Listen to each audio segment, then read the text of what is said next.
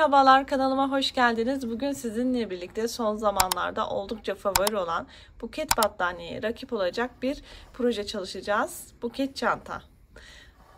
Buket çantamızın kullanım alanları oldukça geniş arkadaşlar. Ben çalıştığım zaman direkt aklıma şu geldi. Bu çantamızı beyaz renkli ve beyaz güllerle çalıştığımız zaman güzel bir iplikle kullanırsak şahane bir gelinler için takı kesesi olabilir. Direkt görür görmez bu aklıma geldi. Bu projeyi de değerlendirebilirsiniz. Özellikle çeyiz hazırlığı yapan arkadaşlarımız. Kullanım alanları hem kendiniz hem de sevdikleriniz için çalışabilirsiniz. Oldukça güzel bir ebatta oldu. Ne çok büyük ne çok küçük. Boyut ölçülerini de sizler için vereceğim. Çantamızı böyle çok bu kısmından şöyle göstereyim. Şöyle çektiğimiz zaman arkadaşlar buket görüntüsü oluyor. Bakın. Biraz daha gevşek bırakıp da kullanabilirsiniz şöyle. Bu görüntü de oldukça güzel oluyor. Artık bu sizin zevkinize kalmış bir şey. Çantamızın iç kısmı için herhangi bir açma kapama mıknatısı yerleştirmedim. Ama sizler bir aparat dikip daha da kullanışlı hale getirebilirsiniz. Çantamızın sap kısmını hazır deri kordon kullandım. Sizler dilerseniz kendi içindeki renklerle de çantanızda çalışabilirsiniz. Bu renkler çok hoşuma gittiği için çantada da bu tarz işte şeker pembesi ve açık lila olan renkler çalıştım. Alt zeminde krem rengi kullandım. Sizler renkleri dilediğiniz şekilde değiştirebilirsiniz.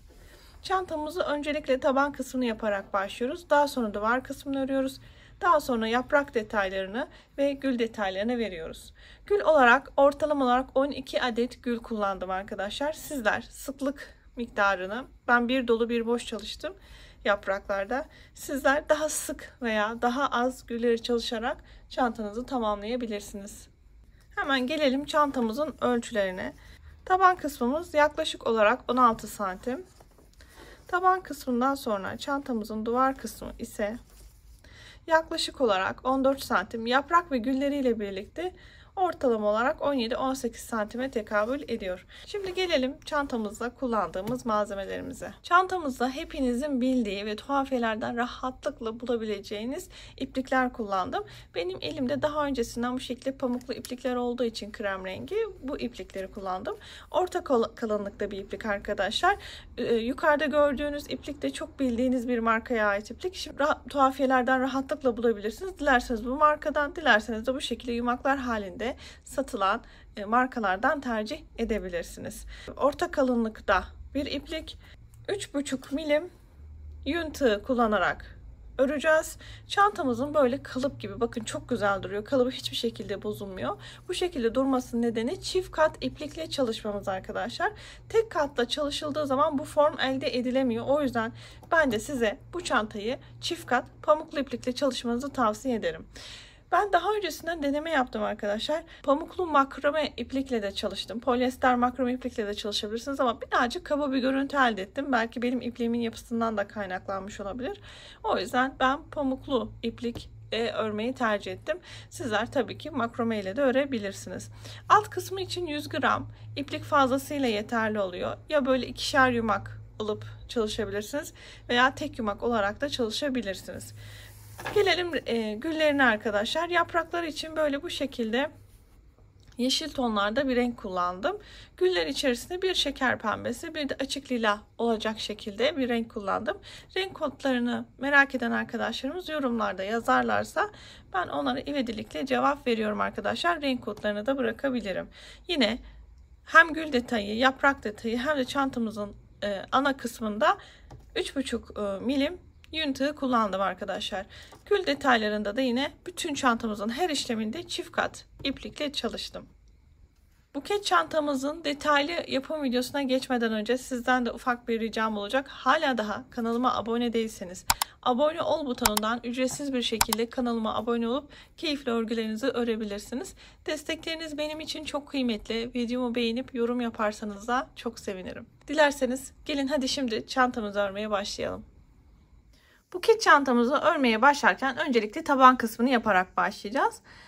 Bahsettiğim üzere arkadaşlar ben çift kat iplik kullanarak çalışacağım. Çünkü çantamızın daha kullanışlı ve tok bir görünüm sağlamasını istiyorum. Pamuklu ipliğimi bakın çift kat olarak bu şekilde aldım. 2 yumaktan geliyor şu an ipliğim arkadaşlar. Parmağıma sardım. Öncelikle sihirli halka yaparak başlıyorum. Parmağıma şu şekilde ipliğimi döndürdüm. Çaprazı gördüm. Arkadan ilmeğimi alıyorum. Bir ilmek daha. Bir tane daha zincir çekiyorum. Çektiğim bir ilmekle birlikte arkadaşlar diğer zincirimle 2 adet zincir çekmiş oldum. Şimdi tığımın üzerine bir tane ilmek alıyorum. Tam ortasına batıyorum. Arkadan ilmeğimi çıkartıyorum. Tığımın üzerine 3 ilmek varken ilk ikisini ve diğer ikisini birlikte örerek ikili trabzan örüyorum. Sihirli halkamı çıkardım. Hafiften bu noktada ipliği bu şekilde çekiyorum. Tekrar tığımın üzerine alıyorum. Aynı noktayı tekrar batıyorum ve bir ikili trabzan daha yapıyorum. Bu şekilde arkadaşlar sihirli halkamın içine baştaki 2 zincirle birlikte toplamda 12 adet trabzana ulaştıracağım. Sonuncu trabzanımı da yaptım. Hemen bu noktada şuradaki ipliği şöyle sıkıca çekiyorum arkadaşlar. Çünkü aradaki boşluğu kapatacağız. Ve 2 zincir çektiğim kısmın tepesine batıyorum. Arkadan ilmeğimi alıyorum. Tığımın arasından geçirerek ilmek kaydırma yapıyorum. Böylece ilk sıramı tamamlamış oldum. Bir üst sıraya geçerken 2 zincir çekiyorum. Çektiğim zincir mümkün mertebe arkadaşlar çok sıkı olmasın. Tığımın üzerine alıyorum ve aynı noktaya batıyorum. Arkadan ilmeğimi çıkartıyorum. Tığımda 3 ilmek varken ilk ikisini diğer ikisini birlikte örerek ikili trabzan yapıyorum. Baştaki zincirleri sayacağız arkadaşlar. Bu zincirimle birlikte bu noktada 2 tane trabzan yapmış olduk. Tığımın üzerine alıyorum ve bir sonraki gelen ilmeğe tekrardan ikili trabzan yapmaya başlıyorum. 2 tane trabzan yapacağım. Bakın aynı deliğe 2 tane trabzan yaptım. Tığımın üzerine alıyorum. Şimdi bir sonraki ilmeğe batıyorum ve yine bu ilmeğe 2 tane trabzan yapıyorum. Sıranın sonuna kadar arkadaşlar her bir ilmeğe çift batıyoruz. Çift trabzan yapıyoruz. Bu şekilde devam edelim. Evet, sıranın sonuna doğru geldim arkadaşlar. Her bir ilmeğe çift trabzan yaptım.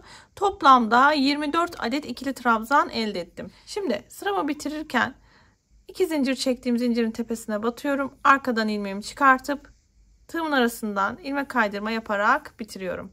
Baştaki zincirde arkadaşlar trabzandan sayıyoruz.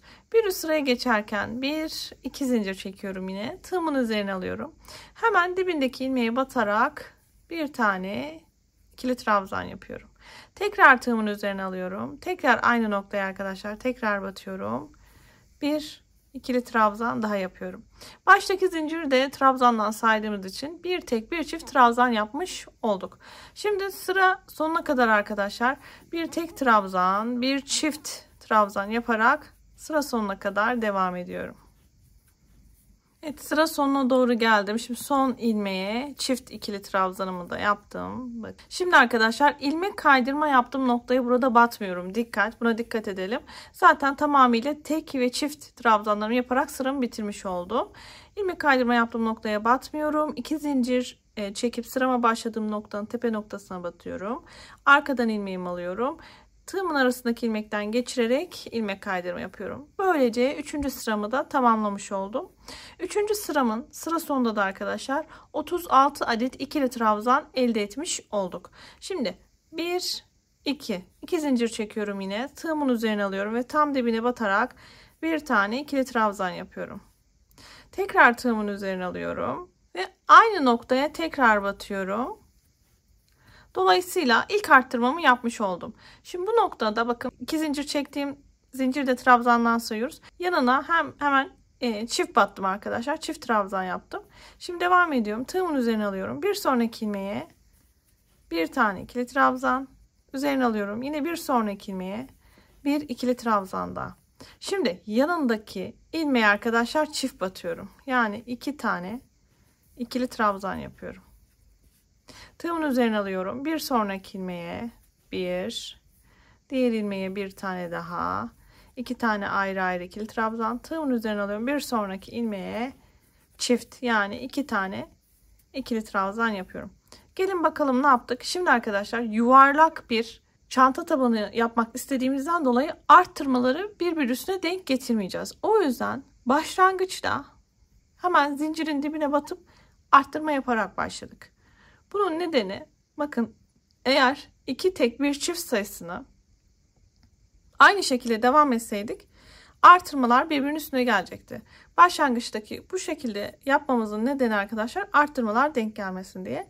Bu işlemi sıra başına yaptıktan sonra diğer işlemleri 2 tek 1 çift 2 tek 1 çift yaparak sıra sonuna kadar devam edeceğiz. Bakın sıranın sonuna kadar devam edelim. Sıra sonunda bir ufak bir değişiklik olacak. Onu da size göstereceğim. Bakın 2 tek ikili trabzan yaptım. Bir sonraki ilmeğe çift batıyorum. Bu şekilde sıra sonuna doğru gidelim. Bakın sıra sonuna doğru yaklaştım. Şimdi en son 1-2 tane ayrı ayrı ikili trabzan yaptım. Bir sonraki ilmeğe çift batıyorum. Şimdi gelin bakalım. İlmek kaydırma yaptığımız yere zaten batmıyoruz ama bir önceki ilmeğimiz boş kaldı. Yani en son çift ikili trabzan yaptık ama son ilmek boş kaldı. Zaten bu şekilde olmasını istiyordum. Çünkü arkadaşlar bakın sıraya başlarken bir tane tek ikili trabzanla başladık. Sonra hemen arttırma yaptık. Şimdi buranın tamamlanması için yani burada 2 tek yani ayrı ayrı ikili trabzan olması için buraya da bir tane ikili trabzan yapmış olmamız gerekiyor. Hemen tığımın üzerine alıyorum ve burada bir tane ikili trabzan yapıp bakın bu kısmı tamamlıyorum.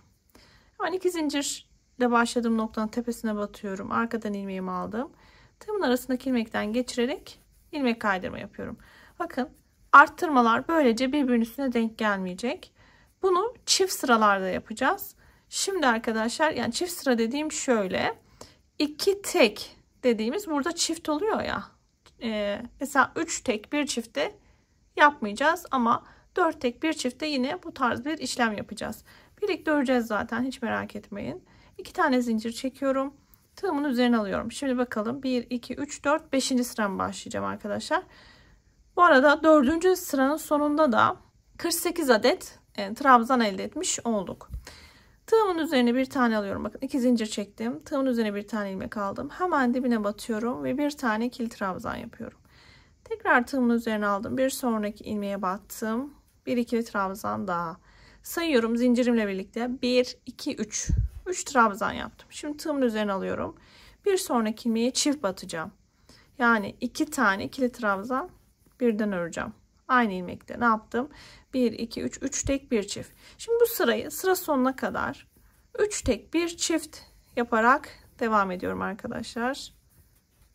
Toplamda 12 defa tekrarlamış oluyoruz. Son ilmeğime de 2 tane ikili trabzan yaptım ve sıramı bitirdim arkadaşlar. Bakın ilmek kaydırma yaptığım noktaya basmıyorum. Hemen 2 zincirle başladığım noktanın tepe noktasına batıyorum. Arkadan ilmeğimi aldım. Tığımdaki ilmekten geçirerek ilmek kaydırma yaparak sıramı tamamladım. 5. sıra sonunda da 60 adet trabzana ulaşmış oldum. Şimdi 1-2 tane zincir çekiyorum. Bakın sıkı çekmeyelim arkadaşlar. Sıkı çektiğimiz zaman bu noktada çok fazla belli oluyor. O yüzden ben 3 zincir değil de 2 zincir çekmeyi tercih ediyorum ve daha gevşek çekmeyi tercih ediyorum. Tığımın üzerine aldım. Şimdi bir dibindeki hemen ilmeğe batarak bir tane ikili trabzan yapıyorum. Hatırlayalım.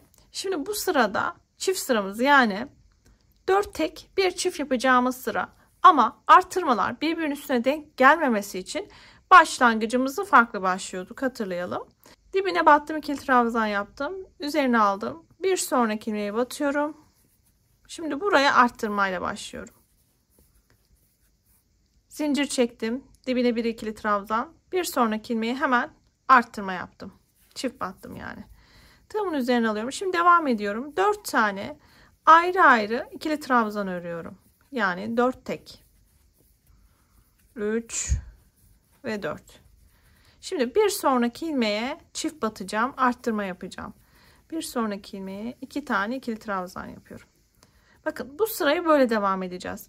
4 tek, bir çift. Sadece başlangıçlarımız farklı arkadaşlar. Tığımın üzerine aldım. Devam ediyorum. Ayrı ayrı 4 tane ikili trabzan örüyorum.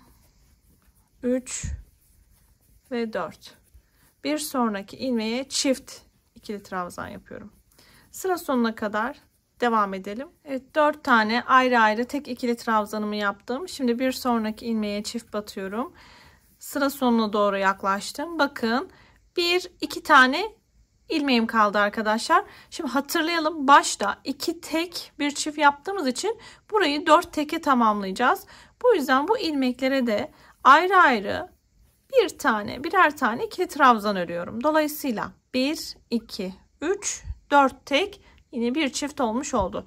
Dikkat, ilmek kaydırma yaptığım noktaya batmıyorum. 2 zincirle başladığım noktanın tepesine batıyorum. Arkadan ilmeğimi alıp tığımın arasındaki ilmek kaydırmayla geçerek bu sıramı da bitiriyorum.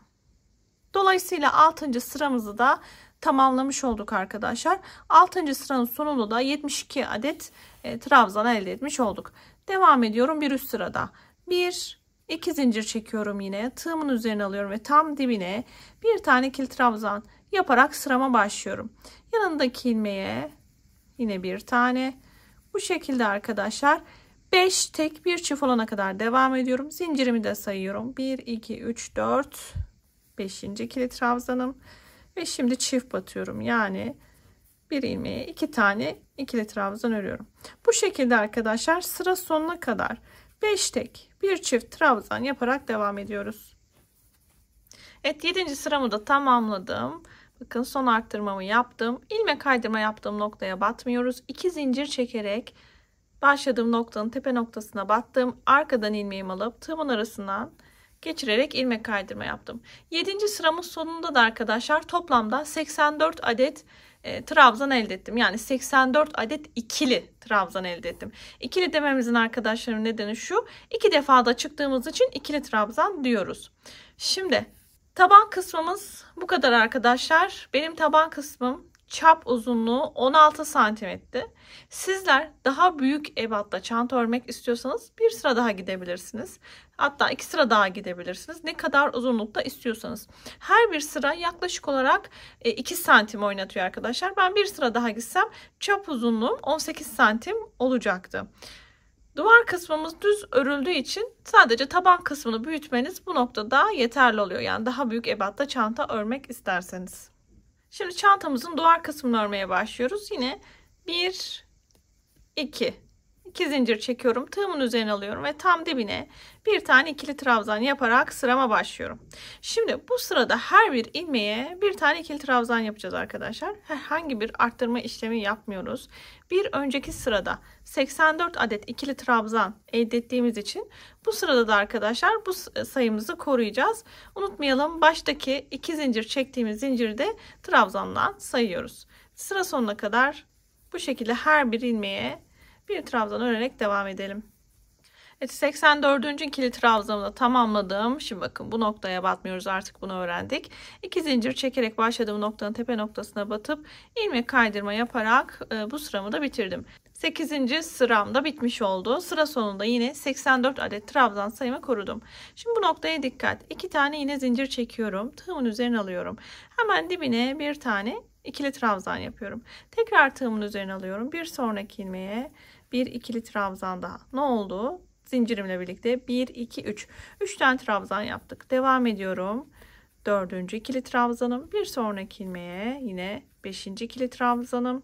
Tığımın üzerine aldım. Yine bir sonraki ilmeğe bir ikili trabzan daha. 1, 2, 3, 4, 5, 6 ikili trabzan oldu. Şimdi dikkat arkadaşlar. 6 tek trabzan yaptıktan sonra tığımın üzerine alıyorum. Bir sonraki ilmeği normalde buraya batacaktık değil mi? Buraya batmıyorum. Trabzanımın şu şekilde arkasından tığımı geçiriyorum. Şuradan ilmeğimi alıyorum. Arkadan ilmeğimi çıkartıp bu şekilde trabzan yapıyorum. Ön taraftan oluşmasını istedim. Devam ediyorum. Şimdi hemen bakın, önden trabzan yaptığım noktanın hemen bu noktadaki solundaki ilmeği hemen batıyorum. Ve buraya bir tane tek ikili trabzan yapıyorum ve devam ediyorum. Bir sonraki ilmeğe bir tane daha 2, bir sonraki ilmeğe yine 3, 4, 5 ve 6. 6 tane ayrı ayrı ikili trabzan yaptım. Şimdi yine önden öreceğim. Bakın, normalde buraya batıyordum. Buraya batmıyorum. Hemen şu şekilde trabzanın arka tarafından şöyle tığımı geçiriyorum. Bakın şöyle. İlmeğimi alıyorum. Ve şimdi tığımın 3 tane ilmek varken diğer ikisini birlikte geçirerek yine ikili trabzan yapıyorum. Yani önden örmüş oluyorum. Devam ediyorum.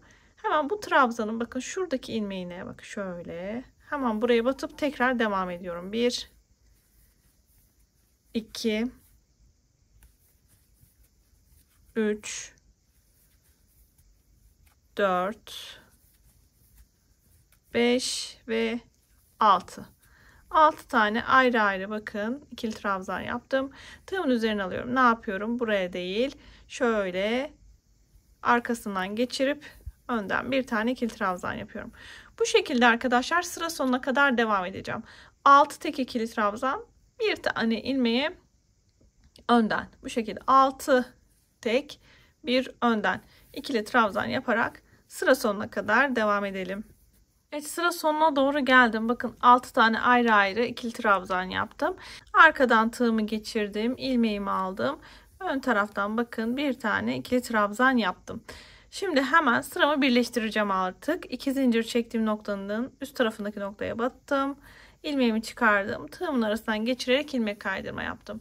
Böylece arkadaşlar duvar kısmındaki modelimi de vermeye başladım. Şimdi artık işlemlerimiz çok kolay. Birbiri ardına istediğim uzunluğa gelene kadar bundan sonraki işlemleri tekrar edeceğim.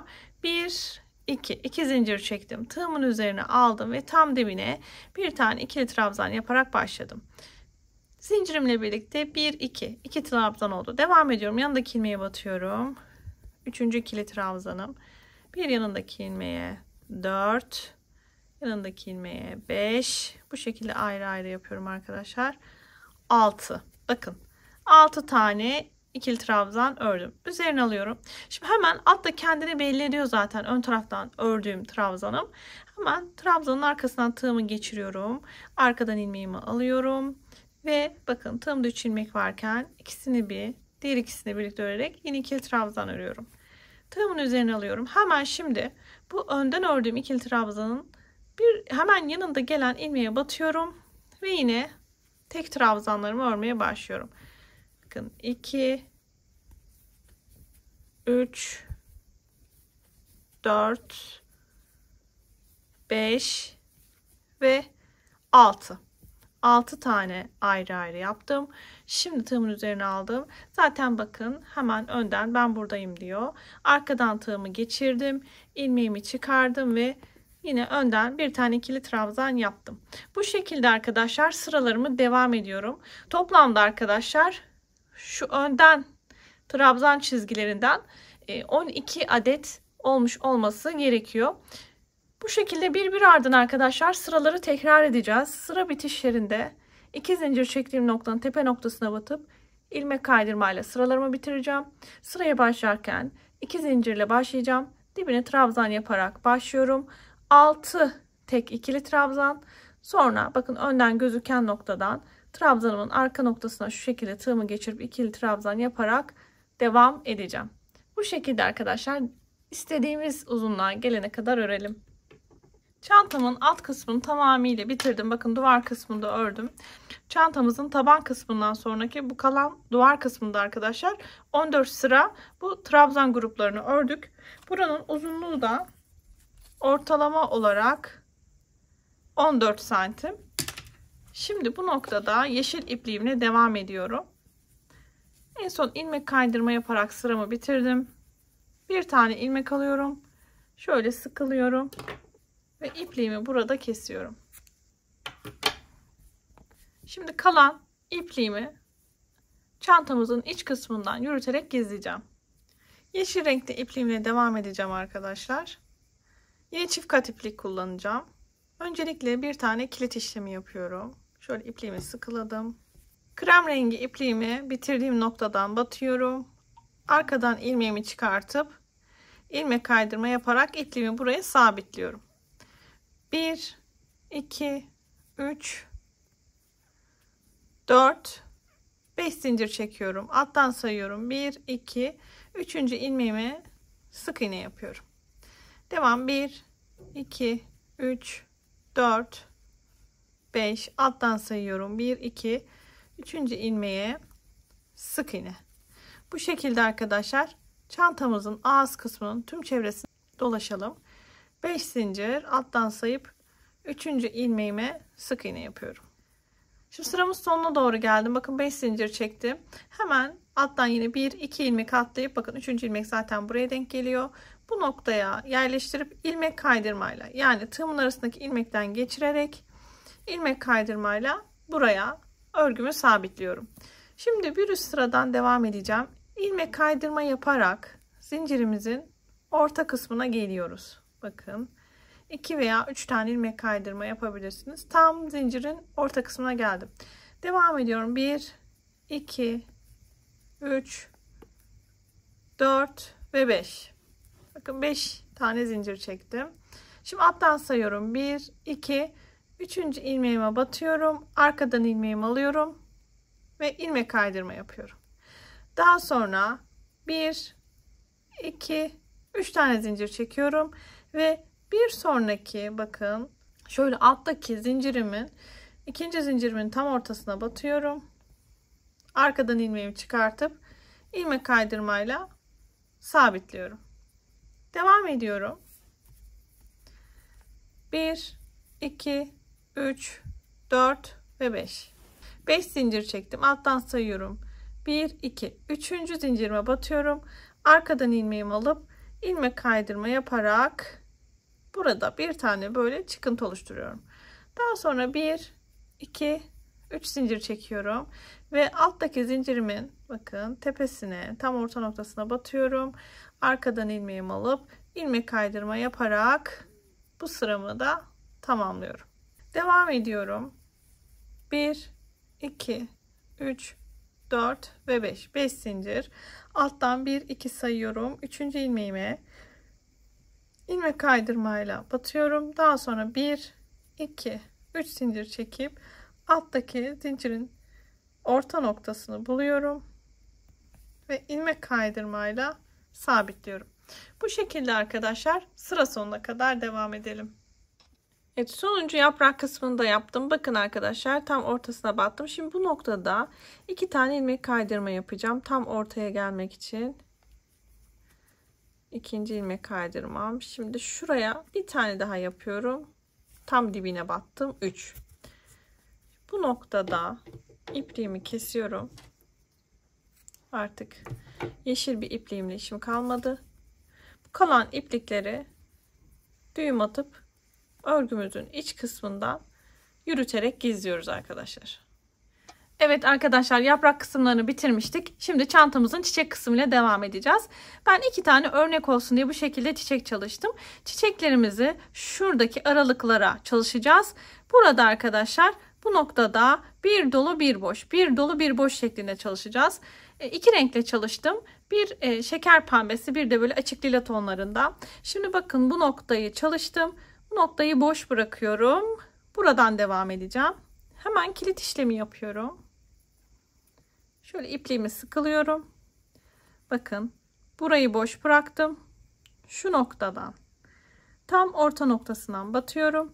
Arkadan ipliğimi çıkartıyorum. İlmek kaydırmayla bu noktaya sabitliyorum.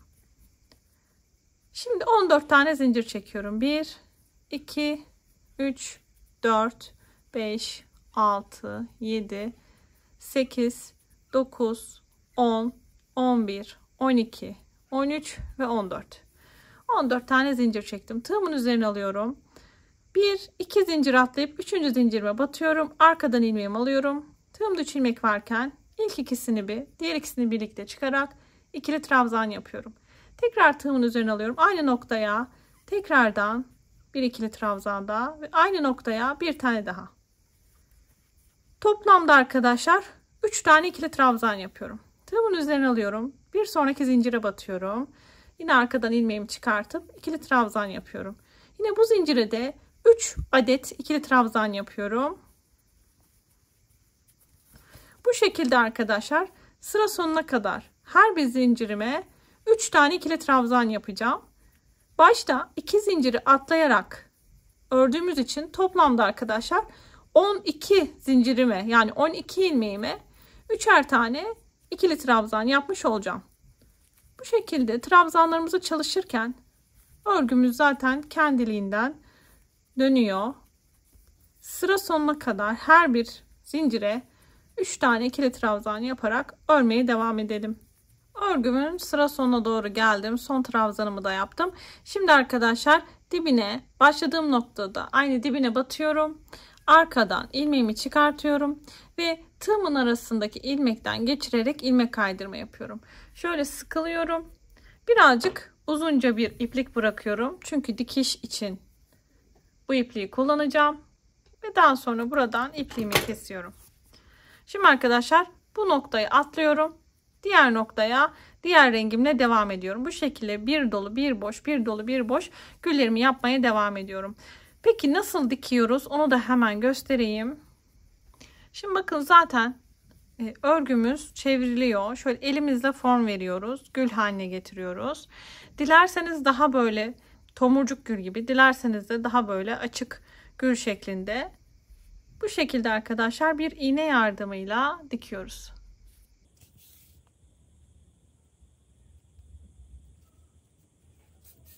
Bu şekilde birkaç yerden dikişini sağlıyoruz. Dikişini sağladıktan sonra bakın bu iki ipliği de düğüm atıyoruz ve içeriden ipliğimizi yürüterek gizliyoruz. Bu şekilde arkadaşlar bütün güllerimizi tamamlayalım. Evet, güllerimizi de tamamıyla bitirdik. Kaç tane gül var? Gelin hep birlikte sayalım. 2, 4, 6, 8, 10, 12, 13. 13 adet gül yaptım arkadaşlar. Bir tanesi böyle peş peşe denk geldi. Yani bir boş bir dolu da en son arkadaşlar. Peş peşe gülümüz denk geldi ama bakın hangisi olduğunu bile şu an bulamıyorum. Bak şurada. Bakın peş peşe denk geldi. Bu şekilde sizin de denk gelebilir. Bu çok büyük bir problem değil. Bakın birleştirince çok güzel gözüküyorlar. Bitmiş hali daha da güzel oldu. Şimdi arkadaşlar çantamızın şu kısmında yeşil bir aparat geçeceğim ve böylelikle çantamızın böyle bu şekilde büzmemizi sağlayacak. Dilerseniz daha serbest, dilerseniz biraz daha böyle sıkı bir formda yapabilirsiniz. Şimdi bunun için ben yeşil renkli ipliğimi kullanacağım. Bir çift kat çalışacağım ipliğimi. Hemen kilit işlemi yapıyorum. Buradaki işlemimiz oldukça kolay. Sadece zincir çekiyorum arkadaşlar. İstediğim uzunluğa gelene kadar bu şekilde zincir çekiyorum. Başta ve sonda kalan ipliklerimizde bir iğne yardımıyla zincirimizin içerisine yediriyoruz. Evet, daha önce ben çalışmıştım. Hemen buradaki zincirin uzunluğu da size vermek istiyorum. Bakın ortalama olarak 83 santim. Sizler de dilediğiniz uzunlukta bu zincirinizi çalışabilirsiniz. Şimdi şöyle trabzanların arasına ipliğimizi yerleştireceğiz. Şöyle aralarda iki trabzan olacak şekilde yerleştireceğim ben. Böyle.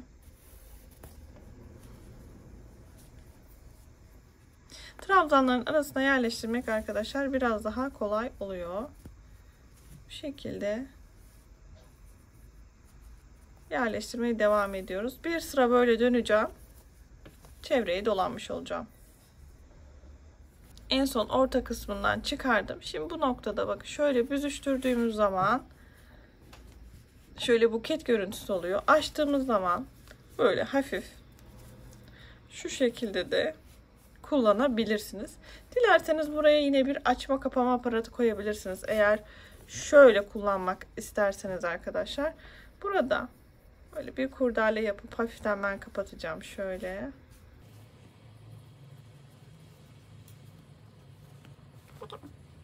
Şimdi bu noktada ben hazır çanta aparatı kullanacağım. Bu çanta aparatını satın alabilirsiniz. Tuhafiyelerde hazır çanta aparatları satılıyor. Veya eski çantalarınız varsa böyle atılmaya yakın atacağınız o çantalarınızın da böyle deri saplarını mutlaka kullanın arkadaşlar. Çok oldukça işe yarıyor. Şimdi bu noktada ben hazır çanta sapımı çantamı yerleştiriyorum. Yine bu şekilde trabzanlar arasına yerleştirebilirsiniz. Dilerseniz çanta sapını kendiniz de örebilirsiniz. Evet, çok güzel, çok şık bir çanta oldu. Hem kendiniz hem de sevdiklerinize hediye edebileceğiniz güzel bir çanta çalışmış olduk. Evet, böylece bir projenin daha sonuna geldik. Kanalıma hala daha abone değilseniz abone ol butonundan ücretsiz bir şekilde abone olabilirsiniz. Destekleriniz de benim için çok kıymetli. Videomu beğenip yorum yaparsanız da çok sevinirim. Bir başka projede görüşmek üzere. Herkese keyifli çalışmalar diliyorum. Hoşça kalın.